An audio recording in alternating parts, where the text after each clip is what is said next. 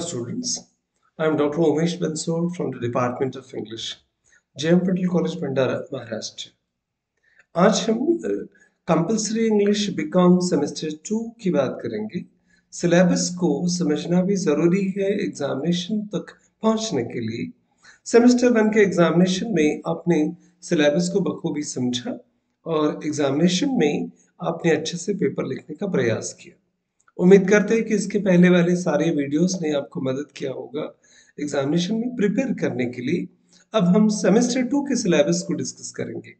As पर new education policy, new syllabus for 2022-23 compulsory English, it is for BCom semester 2 for Rashtrasant Tukdoji Maharaj Nagpur university Nagpur student.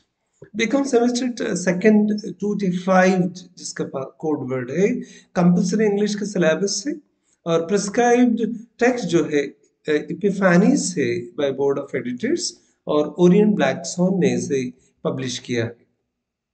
जिस unit 1 को हम semester 2 में पढ़ने वाले हैं वो स्टीफन हॉकिंस के बारे में जानकारी देता है। Stephen William Hawkins was an English theoretical physicist, cosmologist, and author who, at the time of his death, was a director of research at the Center of Theoretical Cosmology at the University of Cambridge. अपनी खराब तबीयत के बावजूद भी Stephen Hawking ने दुनिया को अपने ज्ञान से, नॉलेज से किस प्रकार से चौंकाया है, कौन कौन सी उपलब्धियों को उन्होंने हासिल किया है, हम समझने का प्रयास करेंगे इस प्रोज के माध्यम से। तो यूनिट प्रो 1 यहाँ से प्रोज आपके शुरू होते हैं। यूनिट सेकंड में how to be a healthy user of social media, Peggy Kern के एक एक्सट्रैक्ट को हम समझेंगे। Dr. Peggy Khan is an associate professor at the Center of Positive Psychology at the University of Melbourne Graduate School of Education. किस प्रकार से messages हम भेजते हैं, उन मैसेजेस से हमारी किस प्रकार की मानसिकता का पता चलता है, अन्य बहुत सारी चीज़ों को हम इस प्रोज के माध्यम से समझने का प्रयास करेंगे। तो ये सेकंड प्रोज भी इम्पोर्टेंट चैप्टर होने वाला है। जादव पेयोंग के बारे में हम जानने का प्रयास करेंगे। जादव मोलाई पेयोंग के नाम से जाने जाते हैं, एक एनवायरमेंटलिस्ट है, environmental activist and forestry worker from Majuli, popular known as the Forest Man of India. Over the course of several decades, he has planted and tended trees on a sandbar of the river Brahmaputra, turning it into a forest reserve. Jadav Payeng जैसे व्यक्तियों ने किस प्रकार से भारत की वसुंधरा को हरा भरा करने का प्रयास किया है और दुनिया उन्हें फॉरेस्ट मैन ऑफ इंडिया के नाम से क्यों जानती है, हम उनकी जीवनी को समझने का प्रयास करेंगे। यूनिट 2 जो है वो भी प्रोज के ऊपर बेस्ड है। लक मार्क ट्वेन की कहानी है और Samuel Langhorne Clemens, known as pen name by Mark Twain, was an American writer, humorist, entrepreneur, publisher, and lecturer. He was praised as the greatest humorist of the United States and has produced, and William Faulkner called him the father of American literature. Father of American literature के नाम से जाने जाने वाले mark Twain luck इस कहानी में किस ट्विस्ट को लेके आते हैं, हम समझने का प्रयास करेंगे। How I became a public speaker, George Bernard Shaw के इम्पोर्टेंट अनुभव है। जॉर्ज बर्नार्ड शॉ को इंग्लिश लिटरेचर में कौन नहीं जानता। He is known at his insistent simply as Bernard Shaw, was an Irish playwright, critic, essayist, and political activist. His influence on Western theatre, culture, and politics extended from the 1880s to his death and beyond. George Bernard Shaw ने अपने सफल speaker होने के अनुभव को इस pros के माध्यम से उजागर किया है। We will try to understand his experiences through this prose. My Lord the Baby Rabindranath Tagore की एक बेहतरीन कहानी है। Rabindranath Tagore was a Bengali polymath who worked as poet, writer, playwright, composer, philosopher, social reformer, and painter. He reshaped Bengali literature and music as well as Indian art with contextual modernism in the late 19th and early 20th century. 19वीं और 20वीं शताब्दी को भारतीय साहित्य के क्षेत्र में जिस व्यक्ति ने सबसे ज्यादा प्रभावित किया वो गुरुदेव रविन्द्रनाथ टैगोर है। भारत से लेकर बांग्लादेश ऐसे दो अलग अलग देशों के राष्ट्रगीतों के रचयिता के नाम से भी देश उनको जानता है। भारत के साहित्य में नोबेल हासिल करने वाले वो पहले साहित्यिक है। श्रीलंका के राष्ट्रगीत को भी इन्हीं के गीतों की प्रेरणा पर लिखा गया है। तो हम इतने बड़े साहित्यिक को भी इस माध्यम से समझने का प्रयास करेंगे। माई लॉर्ड द बेबी एक बेहतरीन कहानी है। यूनिट थर्ड जो है प्रोज सेक्शन के बाद में यूनिट थर्ड यहाँ से शुरू होगा। यहाँ से पोएट्री हम पढ़ेंगे। पोएट्री सेक्शन में एमिली डिकिंसन की पहली पोएम है success is counted sweetest. Emily Elizabeth Dickinson was an American poet, little known during her life, and she has since been regarded as one of the most important figures in American poetry. American साहित्य में कविता के क्षेत्र में सबसे जाना माना नाम है। अपने जीवित रहते तो उतनी पॉपुलर नहीं हुई, पर Dickinson was born as Amherst, Massachusetts, into a prominent family with strong ties to its community. हम एमिली डिकिंसन के कामयाबी के बारे में क्या विचार है हम समझने का प्रयास करेंगे। विलियम वर्ड्सवर्थ एक रोमांटिक पोएट है। उनकी एक कविता है the world is too much with us.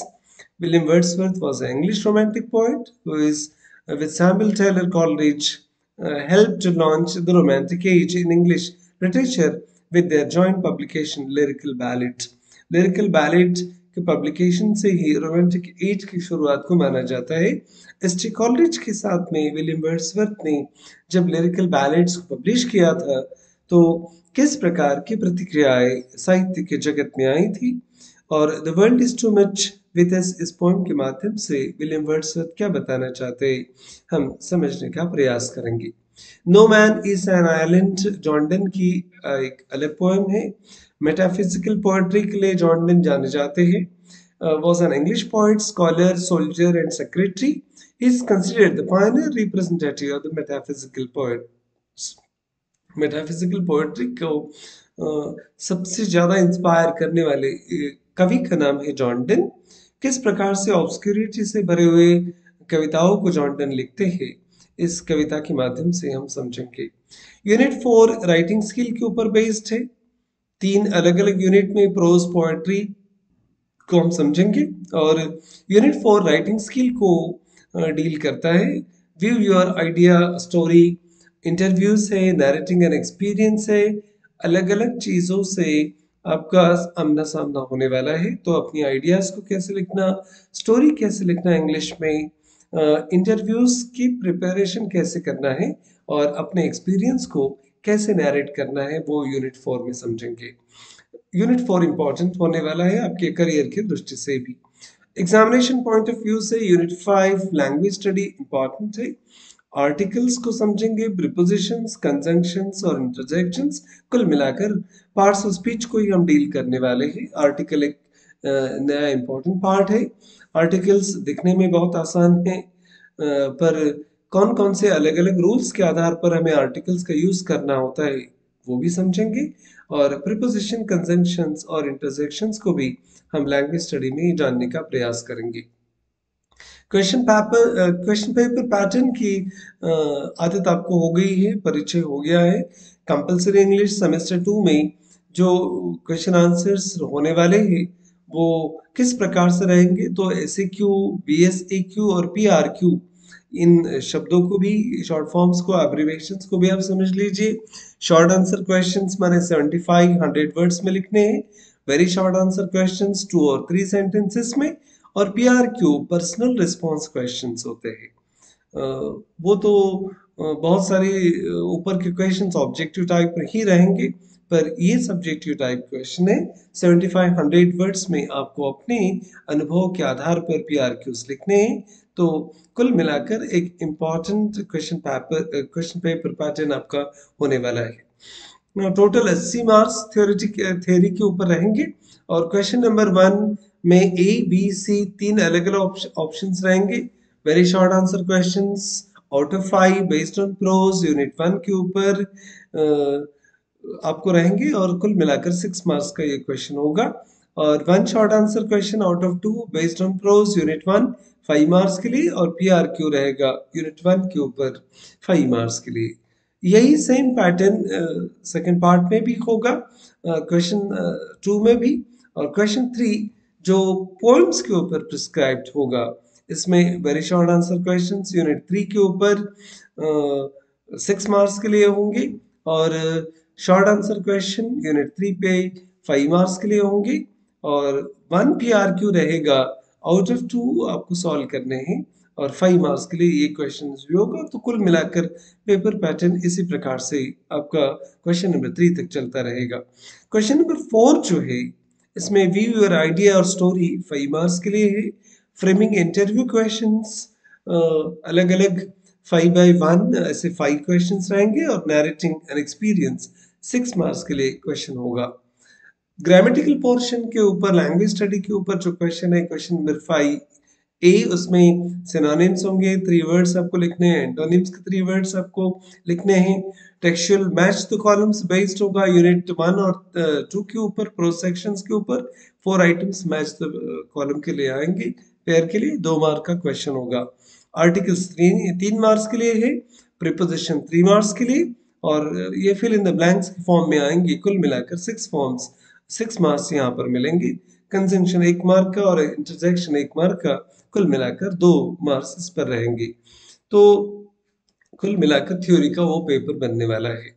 Internal assessment 20 marks के होंगे। इसमें internal assessment would be done on the basis of the assignment submitted by the students, and performance, attendance, and conduct during the semester will be taken into consideration while doing your internal assessment. And concern teacher जो है वो आपको list of topic पहले ही provide करेंगे, question bank देंगे, जिसमें आपको theory examination के पहले असाइनमेंट सबमिट करने हैं, और 2 टॉपिक आपको फाइनलाइज करने हैं, 2 अलग अलग आइटम्स, 2 अलग अलग यूनिट के ऊपर आपको लिखने हैं, and you have to seek the approval from the concern teacher and submit it within the prescribed deadline as assignment, as a part of assignment. Students may be given freedom to submit creative writing assignment. ये teacher आपको एक freedom allot कर सकते हैं। Power point presentation या oral presentation भी आपका इस पर इंक्लूडेड है। असाइनमेंट्स 5+5 10 मार्क्स के लिए होंगे, पावर पॉइंट प्रेजेंटेशन और ओरल प्रेजेंटेशन, और 5 मार्क्स अटेंडेंस पर रहेंगे। कुल मिलाकर टोटल 20 मार्क्स का ये आपका इंटरनल असेसमेंट होगा। तो कुल मिलाकर ऐसा ये सिलेबस बनता है।